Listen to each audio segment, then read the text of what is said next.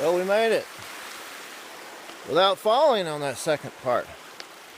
It's pretty hard to do, but we did it. So we're still on our adventure here. You see we made it up to the upper Cascades of the Falling Rock waterfall. And just barely step across without getting too wet. I wanted you to look at this little spot right here I picked out. See this little hole? It's perfect for somebody's butt. Goes down about 2 feet. There's another hole right there. There's a hole. There's a hole. There's a hole. There's a hole. There's a hole. Oh, there's a nice hole right here.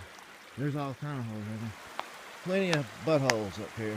Oh, I shouldn't say that. Places where people can plant their butts during the summertime when it's so hot. It's gonna be nice up here. Who all wants to come up here? I'll guide you up here. We'll work out some kind of arrangement, payment. I'm sure we can barter something. Who's all in? So we made it down here to the top of the Cascades here.